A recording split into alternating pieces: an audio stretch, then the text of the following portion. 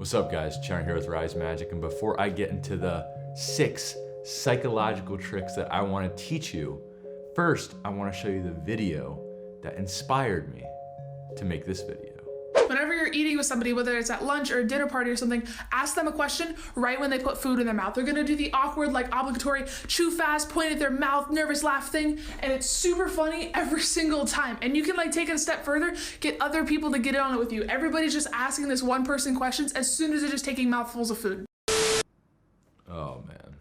I mean, I've really been enjoying TikTok, to be completely honest, but some of the content on there drives me a little bit up the wall. Because here's the thing, guys. I hope you realize that is not a psychological magic trick whatsoever. That's just called being a horrible and a weird person. There is nothing psychological about just annoying somebody because you're talking to them while they're trying to chew.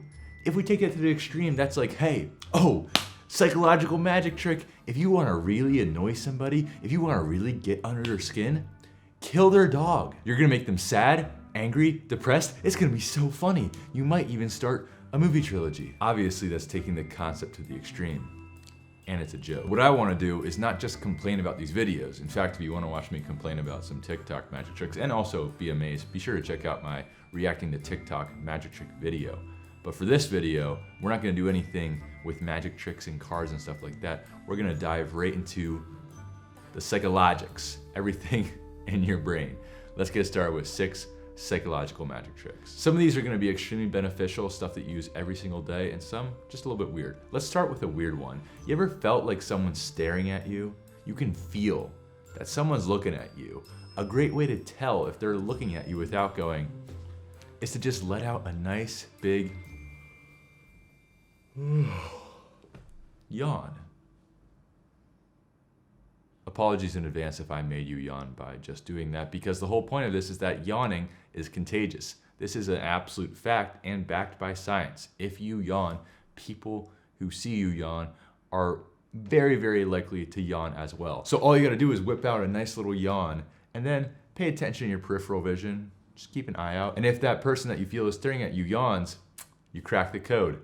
They were staring, they were peeping, they were admiring, whatever you wanna call it, they were interested. Psychological trick number 2, silence is golden. This is a trick that I actually use all the time when I'm doing interviews for my documentary films that I make for my job.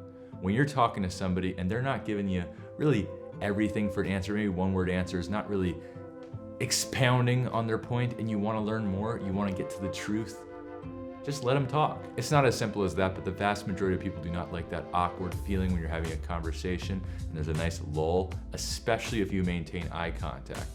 So let's just say I ask you a very deep question about, what was one of the hardest things you had to go through growing up? And they say, it was tough.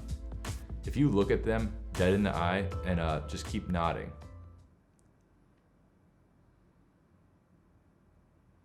eventually they're gonna expound on their point. Trust me. You just gotta make it weird, and people will always continue talking.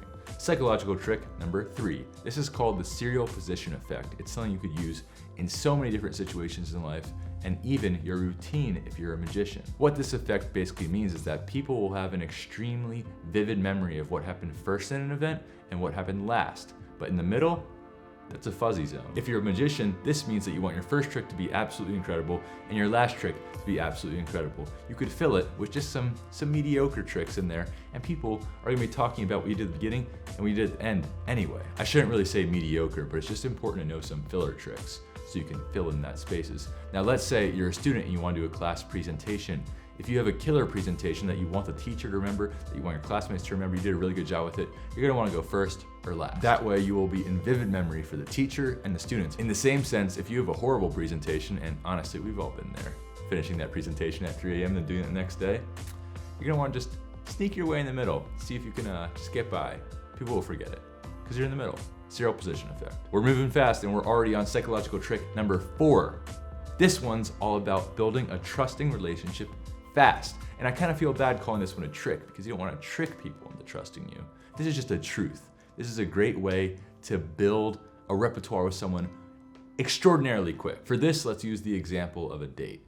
We'll take 2 examples. One, you take a girl out, you go watch a movie, you maybe get some dessert afterwards, and then you take her home. But in situation number 2, let's say you pick the girl up, You take her out on a picnic, you go for a little hike, then you go over to Sky Zone on the trampoline park, do some backflips, and then you go to a movie, and then you go to a whole different dinner after the movie, and then you go stargazing, and then you drop her off. I get that this probably seems like a really obvious trick, but I cannot tell you how effective it is that in the situation where you do all those experiences, and for both these situations, let's say you spent the exact same amount of time with the person. That amount of time spent on all those experiences is gonna build an extremely trusting relationship. It's gonna build camaraderie because you did all those cool things together. Whereas you just had one good experience, you just wanna have a ton of experiences, and that will build that trusting relationship. This is something that's used in the corporate world all the time. You ever heard of company retreats? This is why they exist. Because you take someone out of that normal experience and you do team building activities. I don't know if you guys have ever done a challenge course before, one of my favorite things, but I feel like every time I've done a challenge course, I feel like I've become best friends with almost everybody on the course with me because you're doing these experiences, you're going through things together. That is a great way to build a trusting relationship.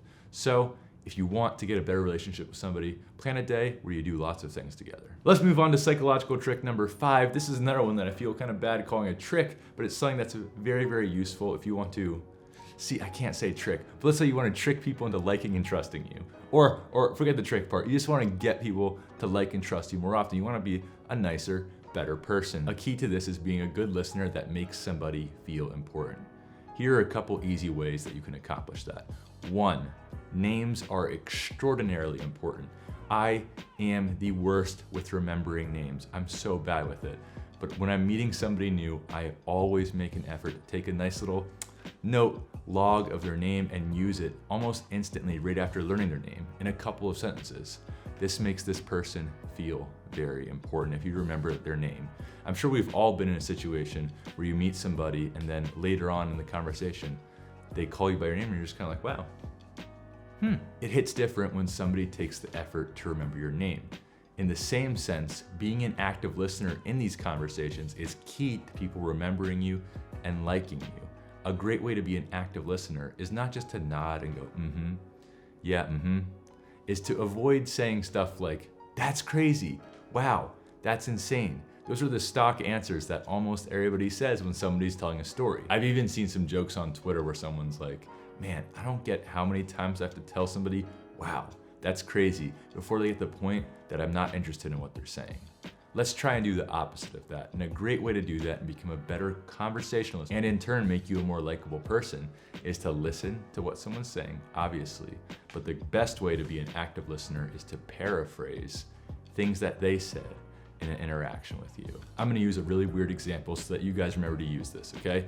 Let's say my girlfriend is telling me a story and she's like, you know, Chandler, yesterday I got so sick. I was throwing up all morning. I think I threw up 10 times. It was horrible. I was so sick. I just kept throwing up. Instead of me going like, oh, wow, I can't, that's crazy. A great way to do that is for me to listen. She was throwing up all morning and to paraphrase it back to her. Say, wow, you were throwing up the whole morning? That must have been horrible, because I can't imagine having to go through that for that long. Now see, the difference there is that when they're receiving those words back from you, their brain psychologically is like, wow, that's kind of what I just said. So that means they had to have been listening to the exact words I was saying. You will not believe how well this works. And for those of you who are a little bit socially awkward, you don't know what to say in certain situations, you don't really know how to engage in this long form conversation, the best way to get somebody to like you, get someone to know that you're listening, is just to paraphrase what they just said to you back to them. Trust me, it works. Oh, almost forgot. The most important thing in these sort of conversational situations is to make sure you're making eye contact. That's the number one key, so people know that you're listening and they like you. Don't go on your phone. Be with the person, be present, be an active listener, and paraphrase back what they just said to you, because people love themselves. They love hearing about themselves. I'm repeating myself. Let's move on to psychological trick number 6. Do you want to have more confidence? Do you want to be taken seriously? Do you wonder why people are a little bit wishy-washy about the things you say? It might be because of your lingo, how you talk, and certain phrases you use. 2 in particular. I think and I feel. In most situations, I want you to completely remove those words from your vocabulary, because even if it is true, subconsciously, in the other person's psychological brain who you're talking to, they might just not have as much faith in you if you didn't say it. Let's give an example real quick. Let's say I really feel like the Rise Magic YouTube channel has the potential to grow and become a really big thing. Compare that to the Rise Magic YouTube channel is gonna be really successful. I'm really excited to see how big it's gonna grow. Which person sounds more confident? The person who just states it as a fact, or the person who says, I think or I feel? Now I get what you guys are gonna say. Most of the times when you say I think or I feel, it's because you don't wanna totally commit to an idea. You don't wanna look cocky. Here's the thing, if you're saying something truly cocky, it's gonna sound cocky no matter what. If you say, I feel like I'm the best looking person in the world, or you just say, I'm the best looking person in the world, both times you're gonna sound cocky. But if you're just saying something that you believe in, do not put I think or I feel in front of it, because it builds the idea in the other person's head that you might not truly believe it yourself. So if you say, hey, I think this idea might really work, or if you say, this idea is really gonna work, do the second one. It's gonna make you seem like a much more competent person, more trusting. Boom! All that useful knowledge for free. If you enjoyed this video, please give it a thumbs up. I sound like every YouTuber at this point, but that's because every YouTuber knows that liking the video actually really helps us. So please do it and subscribe if you haven't already. If you enjoyed these psychological tricks, these real ones that aren't just how to annoy people like we saw in the beginning of the video, be sure to let me know in the comments and I'll go ahead and make more. In all of these tricks, I've actually used them in real life, except for the yawning one. I found that one online and I really do look forward to using it and seeing if it works. Everything I read says it does though, but everything else I have experienced personally in my life, and I cannot wait to hear your guys' feedback if it worked for you, which I think it will. All right guys, thanks for all the support. As always, go ahead, let me know what you want in the comments below. And guess what? This is the most exciting thing, okay? If you guys remember when we hit 100,000 subscribers, I told you guys I was building a Rise studio. I am in it right now, and it is 90% done.